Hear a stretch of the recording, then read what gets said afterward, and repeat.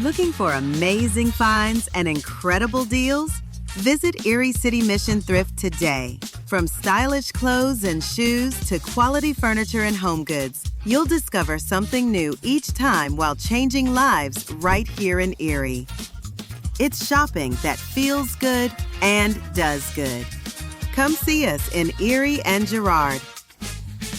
Erie City Mission Thrift. Thrift with a purpose. All year round, Frontier Home Products and Design has what you need to make your home comfortable and beautiful. Relax on a new timber tech deck designed by Frontier's experts. A new fireplace from Frontier Home Products Fireplace Gallery adds warmth and serenity to any home. Beauty and versatility at Frontier Home Products and Design Center, 4213 Peachtree, East 5th, next to the Bayfront Highway. Frontier Home Products and Design Center. Discover a new frontier. PA contractor number PA 039007. Welcome to TalkErie.com's Joel Natale Show, Erie, Pennsylvania's daily podcast. Every day, we tackle the biggest issues that the Erie, PA region faces. Stay informed and involved as we advance the narrative of Erie. Now, here's Joel Natale. When we talk about agriculture, we talk to the Troyers. Want to welcome back Mark Troyer and welcome Colton Troyer here. Colton, you've been on this show. First time? Yeah. I know I've interviewed you. We've talked at a few events. Yes. Well, let's get your origin story. Welcome, gentlemen. Appreciate it.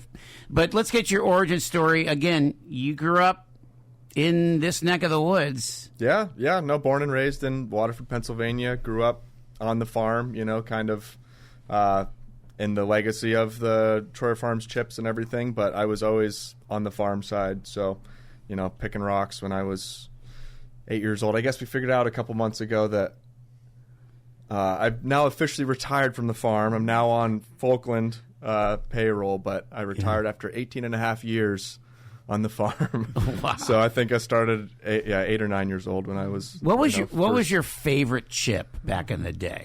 I was a... salt and vinegar guy. Seriously, yeah. I tell you what, I miss Troyer Farms barbecue chips with chip chop ham sandwich. That was my go-to lunch, right? And a Pepsi. And the one that's kind of close, not all the way there, is Gibble's barbecue. I don't know if they picked up the recipe or what, but I don't think that got sold with the brand. I think so. That's hidden in a vault somewhere. I'm sure, but your barbecue was always like crazy good, right? But again, you and your brother have brought a lot of different ideas to the idea of farming.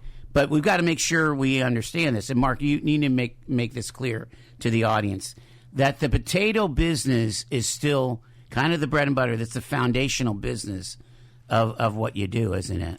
Certainly, when you're a farmer, that's the heritage. I mean, owning farmland, taking care of it, and making it productive is always something we've strived to do. And so we've changed that a little bit, but it's still at the heart of everything is growing agricultural products. I've said this on the show many times that the Erie County, we're blessed with some wonderful farmland and actually a wonderful climate, and we can grow a lot of different high value crops. It's just a matter of having the production facilities to actually produce those products that can go direct to consumer. So we really struggle trying to compete on the basis of corn or soybeans or things like that. But if we get, we were blessed being close to a huge market, the whole East Coast,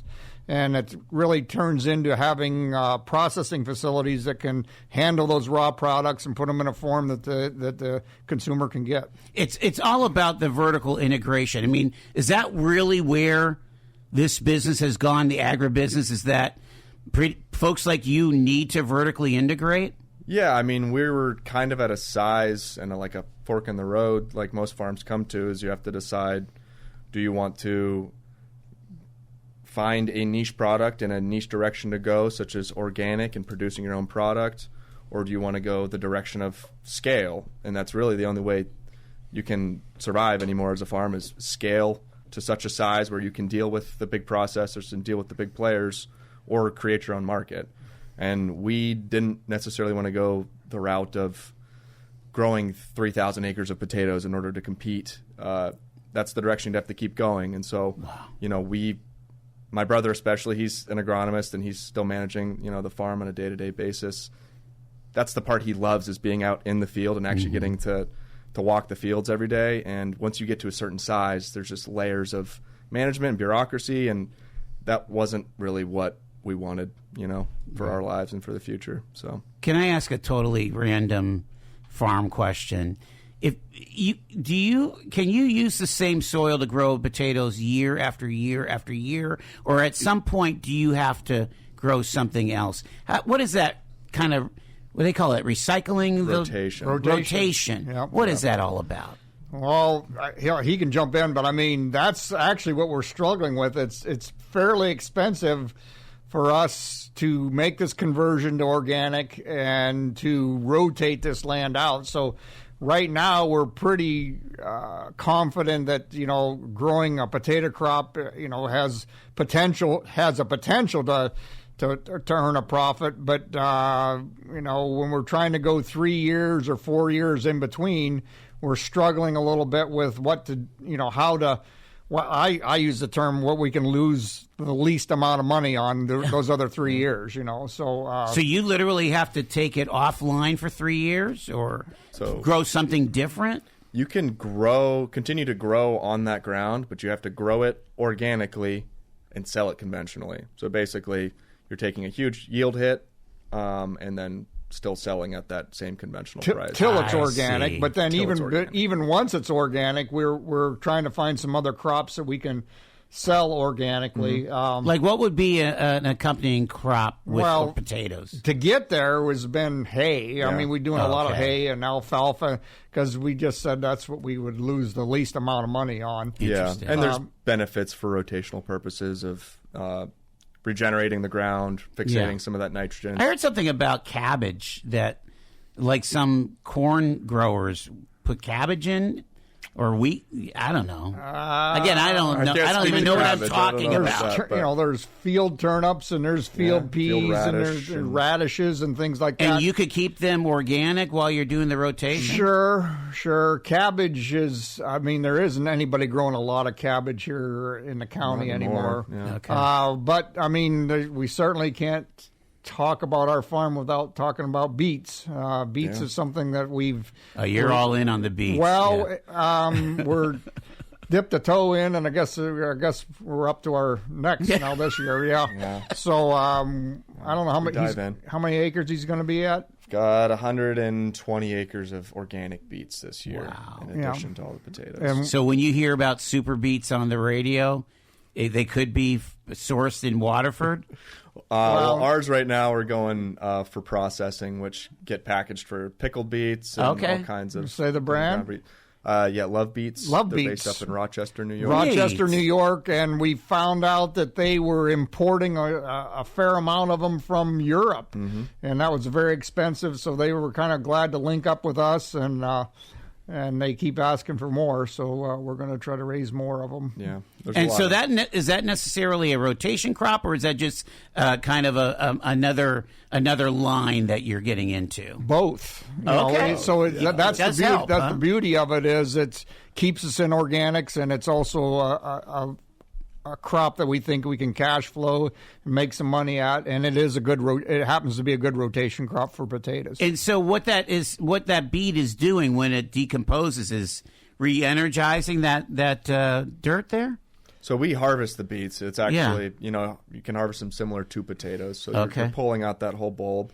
But you leave a lot of the tops, the greens, there's still a lot of organic matter that gets left in there. Sometimes you have to do a longer rotation based. If you're doing beets and potatoes, you can do a slightly longer rotation. But it still just helps diversify the farm as a whole. Yeah. And, just helps build out a full program a little better. Again, you've studied around the country and around the world. Both of you have. And you made the remark, Mark, that we're really blessed that we could have kind of this diversity It's not like going to Indiana or Illinois where all you see are soybeans or wheat, right? Right. Yep. I mean, all of these fruits, the grapes, all these things are particular to us. And to be close to the market. I mean, the East Coast is, a tremendous market for us, and the idea of shipping stuff from California to service Pennsylvania markets is just crazy. And there's some things that we can do here more efficiently, and then we're certainly our timing's been fortunate too with the trend to know your farmer and know where your food's coming from and buy local and things like that. So we just think it's a huge opportunity then to produce jobs and produce, actually, in a way, we're exporting out of Erie County and feeding the whole country. And I mean, and Colt can certainly get into his markets where he's been our sales guy. He's been selling with our Folkland fries and tater tots coming up. He's been able to access a big chunk of the country now. How many states? I haven't counted in a while. 34, 5, something like that, probably.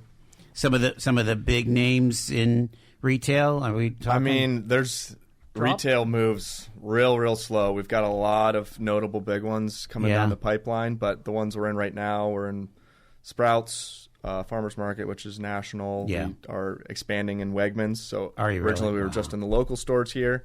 They're notoriously hard to get into, which they're very particular. Very particular. So I've been working on that one for literal years now, and finally getting expanded. So that one's really, really exciting. Talking Giant Eagle and Giant have been good to us. Yeah, I mean, they were both in early adopters. Yeah. I mean, this has got to be a flashback for you, Mark. What your dad and uncle did to try to get Troyer's product placement. It is. There's so many similarities, and yet there's a few things that I really enjoy about. The potato chip business, we had 60 days to sell those things, or they'd stale out, and we'd have to bring them back, and we would reimburse the grocery store. Now that we got a frozen product, it's a bit more forgiving. Yeah, it's a bit more. Frozen's a bit more forgiving. Yeah, we got 18 months or so shelf life on it, so that's wonderful in my book. So I kind of love that part. Yeah, it helps. They're flying off the shelf a lot faster than that, but it helps to know you got it. So. That's amazing. The ag business, huge business in Erie County. And we're talking to Colton Troyer, Mark Troyer from Folkland Foods. I want to talk about this new project that y'all are working on in the West County. So for many years, there was a bit of a conflict of that Pleasant Ridge location. How many acres is out there, Colton? I mean, is it 120 or? Oh, I think it's bigger than that. I think it's north of 150 or so. 150 acres. And for you guys, that's a sizable amount of acreage, or? Oh, yeah, that's okay. To have that much acreage in one location is pretty big. It's a pretty big deal. Erie, they don't usually come. And fortunately, we were already nearby. We have a farm just a mile away, so we're kind of up that direction anyway. So you already had some infrastructure there. Mm-hmm. So it had been slated maybe to become an economic development industrial park. That did not go well with the neighbors. It sat fallow for a while. Explain to the uninitiated what happens to a piece of land when it's not tended to. It gets harder to work for sure. It grows up. You get brush, and you get saplings, and all of that stuff takes longer to break down in the soil once it's there. So I mean, it's good organic matter that'll break down eventually, but it requires some extra tillage, and we have to go through brush hog it all first, and so it takes some extra work to get it back into shape. So you guys raised your hand and said, "Hey, we'd be interested in farming this land." Yeah, I mean, we weren't the only ones. It was a bidding process. Yeah. We submitted a bid, and were successful with it. Almost immediately when the new county executive took over, right? Pretty much. It's pretty quick. Yeah. She said, let's just do some RFPs. Mm-hmm. Yeah, they were trying to. Yeah, and I understand they were trying to get some kind of an income off of it. Sitting fallow wasn't earning any income, but yeah, just to add to that, I mean, the seed bank is probably pretty deep too. Yeah. I mean, even though you mow it down and you think it looks all clear, there's been seeds that have regenerated. Weed seeds That are going to be popping up too. So I'm sure it's going to. It may not look the prettiest here. We'll do our best. We'll see what it looks like here this year. So. Well, it's so funny. It's right on the highway, and so everybody people will be watching. Yeah. Everybody will be watching. It's so wild, yeah. Oh, that's one of the jokes about farming is, your work's on display for the whole year for everyone to see. So, hey, what are they doing over there? Yeah, no, if you mess up one planting row, you're going to hear about it for months. That's hilarious. So what's the game plan here? Are you're kind of trying to get it ready for planting for like next year or something? I mean, we're going to plant it this year with You potatoes. are? Yep, Okay. Yep. So it'll be conventional potatoes this year. We've already been up there, brush hogged it to start, just to get the weeds chopped down and get it mulched up a little bit. Yeah. So that's the first step. But we'll have potatoes planted up there by June. Amazing. And how if there's upwards of 150 acres, will you try to plant all of it?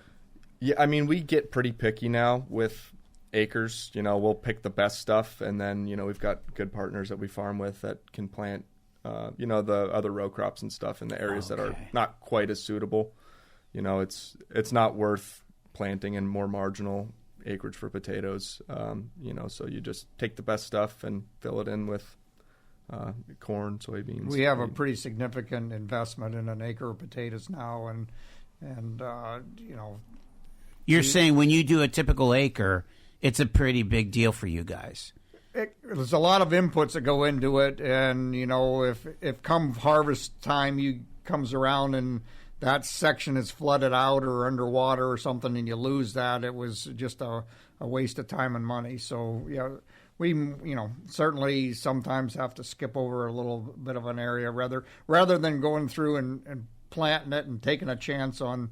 Maybe we'll get a little something out of it. We might stay out of a section. Are you having to do things like drainage ideas? And I mean, especially, it's not a piece of land that you're accustomed to. So not accustomed to. We don't own it either. So we have a little trouble. My dad and I love investing into long-term land and improvements and things like that, but some of those are looking at 20-year paybacks, and so to do that on a piece of rented land that you don't know the future of is kind of hard to do. So but we are doing some amount up there of tiling. Are you really? There's existing tiling there, and part of the agreement is that we have to fix certain parts of it to get it back to fully operable. So interesting. So potatoes.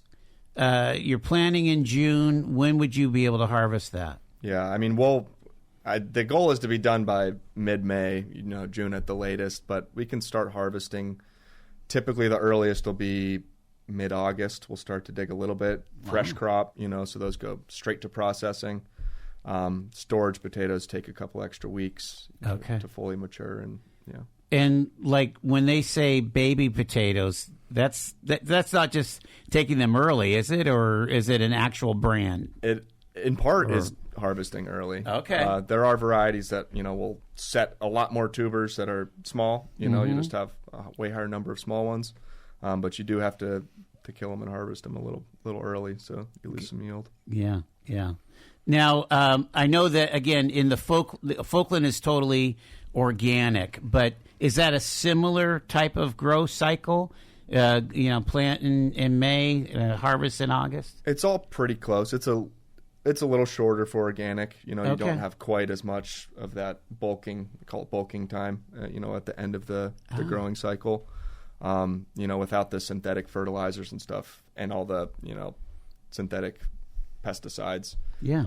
You don't get quite as much growth, at that very end. So they'll senesce, they'll die a little bit earlier than. So they actually by going organic, you're going to get a smaller tuber. It sounds like, huh? Am I saying that right? Well, we always use the joke, twice the cost and half the yield. So it's a you net out about the same. Yeah. I love that you do this with such good humor. It's like, yeah, we're in business. We want to make money, but this is that. Well, it's actually serious. You actually have a bigger mission than that dollar sign. It's not that funny when you're looking at the year-end statements. When you look at the year-end statements and say, geez, we only had half, all these storages, we have these big storages and we only need half as much space because the yields can be a little bit less. Absolutely. Yeah. So, and then with the Folkland, even with the organic, you're able to store them. So you're processing through the winter. Yeah. You're not just doing it. That's harder too, Oh, it is. Yeah. I mean, every part of organic is significantly harder. We're gluttons for punishment a little bit. Well, there's conventional. We have the ability to use some sprout inhibitors and things like that. So with the organic, those aren't available. So there's natural things you can use like clove oil, which will burn off a sprout that's starting, but really your tools to keep them in storage. From baggage claim to pajamas in 10 minutes. Erie International Airport. Fly with ERI.com. Fly Erie International Airport to Charlotte on American Airlines, your nonstop gateway to the world. Also, we have Breeze Airways flying nonstop to Orlando and Tampa, Florida. A great low-cost carrier providing excellent service to the regional community. Fly Erie International for your travel needs. Fly with ERI.com. Get paid to drive. Start a new career behind the wheel at the EMTA. If you are looking for a high-paying and rewarding career with full benefits and paid training, stop by or apply online today with the EMTA. Plus, EMTA riders can now enjoy free Wi-Fi on new, clean, and environmentally friendly buses to travel all over Erie County. Visit ridethee.com for more information. Get on board EMTA. Get on board EMTA. Get At Quickfill, what matters most is that our customers, our communities, and our heroes are taken care of. We start by providing American-made gasoline, which means you can buy local, keeping America and your communities strong. We also support vital charities every year and hold Operation Give Thanks each November to help provide a better future for our veterans and their families. We're proud to support the communities we live and work in, and we're doing our best every day to make our towns a better place. Quickfill, driving America. Tell you what, when we talk the economy, we always need to include agriculture as being one of our main drivers here in Erie County. And it's always great to talk to Mark Troyer, and Colton Troyer is joining us as we talk about Folkland Foods and this new work that they're doing in collaboration with Erie County government with this piece of land that the county owns there. Out in the right by Pleasant Ridge Park, right? I mean, you're going to go cross country running. There's a cross country trail back there. I didn't know that. No, I'll have to check that out. Did you ever take my lunch breaks? I guess. I was going to say, what was your sport in school? I played rugby a little bit. I played soccer a little bit, but no, I was. Grading potatoes was always the same time as all of the sports in the fall, so that was my workout. That was your picking workout. rocks. Picking rocks. My goodness, Colton. The we're talking about that concept of vertical integration, and it was really cool to be at Troyer Farms. Now it's got to be a couple years ago when the governor came to talk about this investment and this concept of building a market for organic potatoes, and you got the grant and you build out a whole system, right? I mean, talk about that. I mean, it is from the ground to the bag, all in Waterford. Yeah, I like to say it's been my whole life's work. I mean, we kind of build on what I've been doing all my life. So, yeah. I mean, certainly accumulating the land base and good, usable, economically viable land. I've kind of accumulated a fair amount of that. But then the equipment base and storages and the state-of-the-art storages to be able to store these potatoes long term. But then we also invested in a state of the art washed line.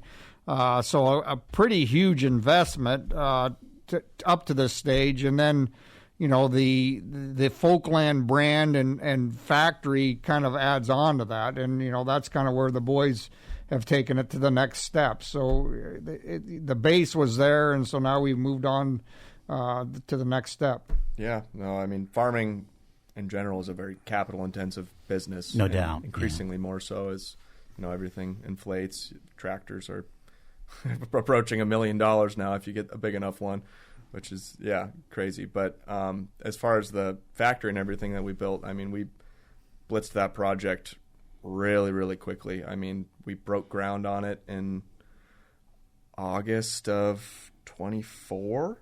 Wow. And we were making fries by April. And we kind of, put ourselves in these positions where we have no choice but to make it work and figure it out, because we had already got commitments from Giant Eagle. They said they were going to have us on shelf in June, and we're like, we have no choice but to make this work now. And we had organic potatoes in storage that it was literally a couple more months and they'd be junk. They wouldn't be weeks. We were down to the wire because we were end of that storage season. Unbelievable. And let's talk about the end. Have you done any consumer research on how people like the food? We're nationally ranked. Tell them where we're at there. In the natural channel, we are ranked number 5 in the whole country in the frozen potato category. Yeah, that's awesome. We haven't really done any formal consumer, research, but you see, the store count and the velocity and how many people are purchasing each week in these stores, and we continue to see it climb, as the weeks go on, the longer we're in a retailer, which is an indication that people are enjoying and buying again. And, typically as a manufacturer, as a brand of a food product, you're used to getting customer complaints, and you count those. We've gotten a pretty incredible amount of compliments, people that go out of their way just to reach out and say how much they love the product. So that's a pretty good feeling, and an indicator that we're on the right track and we're doing something right. Have you broke through at Whole Foods and some of those kind of food cases? We are breaking through. Yeah, that one is a tough nut to crack, but it's Jeff Bezos. Yeah. Just Jeff's all about the dollar. But it's a matter of time. Yeah. Those are the stores that we perform really well in. We want to position ourselves where we can be in both conventional and natural retailers. Obviously, organic is a bit more expensive of a product, but we're doing everything we can to get it at an affordable price point, because the people that are helping produce the product here in Erie and should be able to afford, the product that they're making. It's not something we're making just for, people in Los Angeles. We want everyone to be able to enjoy it. I think about, I guess my point of reference is, let's say organic milk. If you buy a half gallon of milk, it might be $3-4, right? An organic one's going to be $5 or $6, and so it's a 50% tile. That's got to be kind of similar to what you're dealing with, right? Yeah, it's typically, and people are kind of used to that, aren't they? Yeah, that's kind of what the consumers expects. Now, the organic potato market, frozen French fries was basically devoid of any organic options. There's been one that's been available for 5 or 10 years that's owned by one of the giant food conglomerates, but they've actually discontinued that. So we're literally one of 2 brands now that have organic French fry option in the United States. Yeah. And again, if you're because you do the tater tots too, right? Mm-hmm. What is that, an extrusion process? What do they call that? They're formed basically, so it's similar to extrusion. Yep. Yeah, yep. And it's like making the old cheese curls. Yep, it is similar. Yeah, similar. Yep. If you're a mom and you don't want junk going, that you want your kids to eat organic, they don't have a lot of choice, right? No. They have to choose for you. We should also play up the concept of no seed oils. I mean, so it's olive oil coming, olive oil, which can be also expensive, expensive and can be kind of anxiety building whether the ship's going to. So it's coming from Europe right now. There is not a lot of olive oil domestically here in the United States, so we can get a little nervous. So we've taken to kind of ordering way ahead so that we have a supply of it here. Yeah. When you're trying to build some kind of a core audience, again, got it in radio terms, but you're building your audience, right? How do you have to get the name out? Do you have to do samples? Is it like, kind of a Sam's Club, get a taste of this and you might like it kind of thing? Is that your best marketing strategy? So we had a pretty slim marketing budget to start. Sure. We bet a lot of it on the manufacturing side of things. We know we're really good operators. Frankly, we didn't know that much about starting a brand this It's almost like merchandising, isn't it? Yeah. I mean, it's marketing a whole new thing. Yeah. We invested really heavily in having packaging that was attractive. We knew if we could show up on shelf next to, pretty bland competitors, that we'd get some, level of trial right away. So we banked heavily on that, and luckily that worked out for us super Fantastic, well. Yeah. Now that we're stabilizing a little bit, we're doing some more marketing and want to get more of what you're saying, like sampling events. We went to the PA Farm Show, which was an awesome event. We served 20,000 samples or something insane over the course of a week. So like those kind of events where you can hand out fries are really impactful and where you get to really connect with people. Yeah, get the governor eating your fries, He's had a few. So on that, I mean, our listening audience here, I mean, we do have some YouTube product that's out there and other social medias that we'd love for everybody to watch and subscribe to, and we're going to continue to kind of educate people on the process, and hopefully in a fun way. It's trying to be authentic about how food is made. Oftentimes you see brands that kind of the term is greenwashing, what farming is like, and we want people to understand how difficult it is and what it's really like, and it's dirty and it's hard and it's long nights, and clean food is dirty work. That's one of our slogans. So I think that also helps people grasp the premium that organic is. There's a premium on the price point. If Mike Rowe, if you're listening, if Mike Rowe's listening, we'd love to have you come out and be our spokesman. He's already selling phones or something, right? It's so cool to have this level of entrepreneurship happening in Erie County.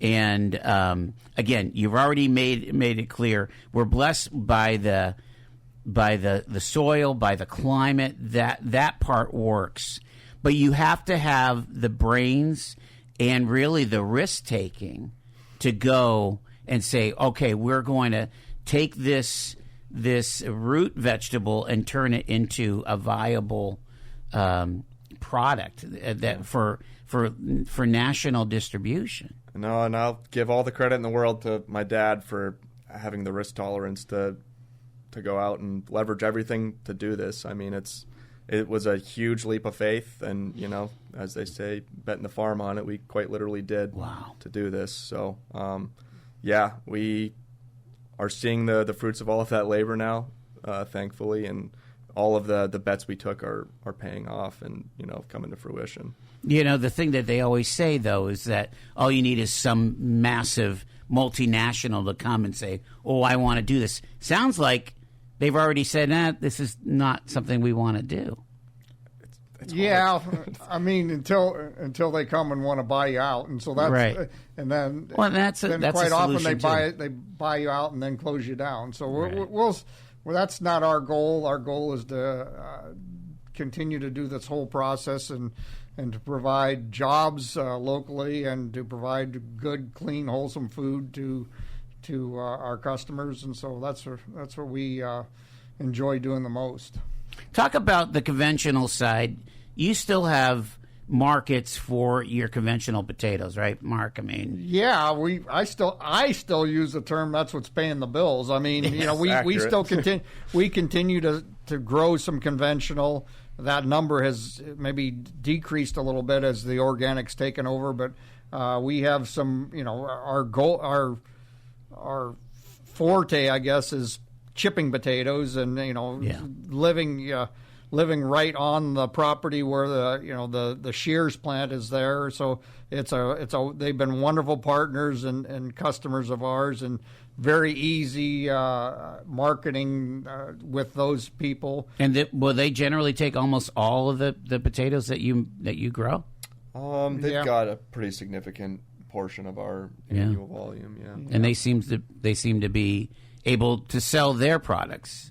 I mean, they're doing a ton of store brands, right? Isn't that what they do mostly? Yeah, private label. They do a lot of private label. Yeah, Co-Man. Yeah, they're huge. I mean, basically, if you're eating Panera chips anywhere in the country, they're made right here in Waterford, which is a pretty cool interesting thing. Yeah. Talk about if you were kind of either the family farm or the hobby farmer, but you want to have some kind of element where where it's a net positive financially. Again, it's expensive to raise a cow.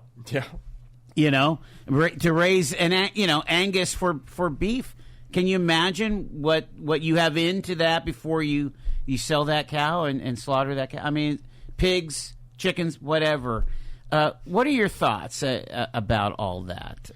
Well, coincidentally, we are raising a few cows too. That's kind of one of the things we did when we started having all this rotation ground with the hay and alfalfa and things like that.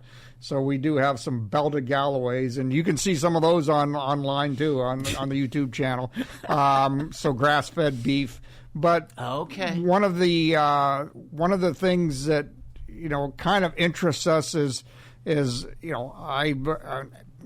Pennsylvania Farm Bureau board member here in Erie County, and so we constantly are trying to encourage new farmers to come into the business, but we recognize you got to make a living at it. It's so and like I said before, corn and soybeans, very tough to kind of compete on that national. Right. That price is set kind of by the Iowa and Nebraska farmers out there on the plains, and they're very good at what they do, and they can do it very cheaply.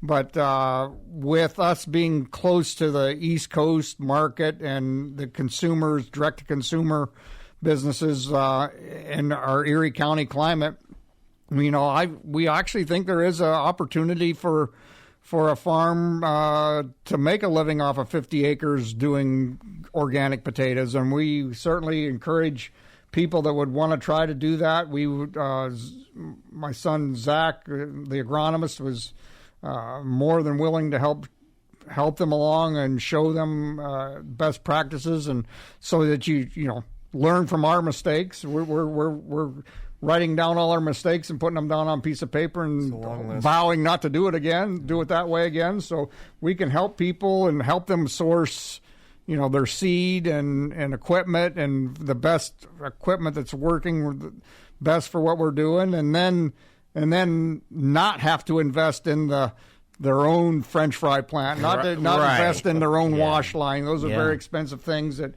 we can help, be partners with them. So that's something.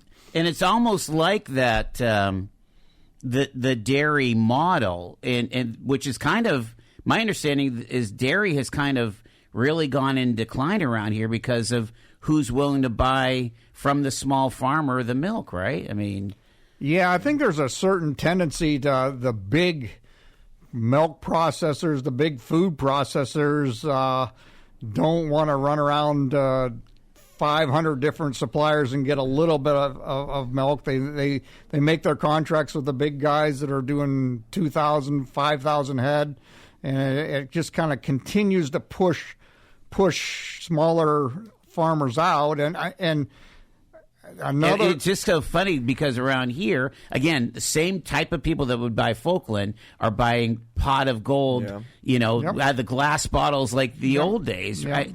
I mean, again, there's a certain market which is not very small. It's actually a pretty sizable market that is looking for these kinds of products where there's a very short line from farm to table, farm to the house. I think everyone wants those products. They just need to be accessible, right? It's the problem of and we need to know about them.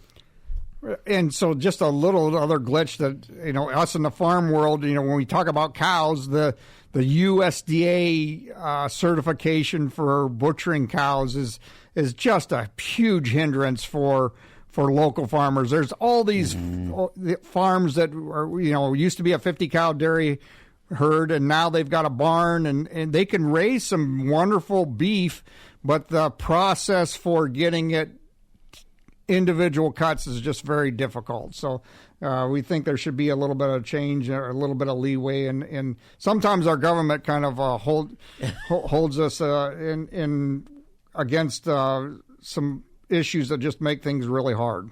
Do you think? I mean, that's insane. When you think about it.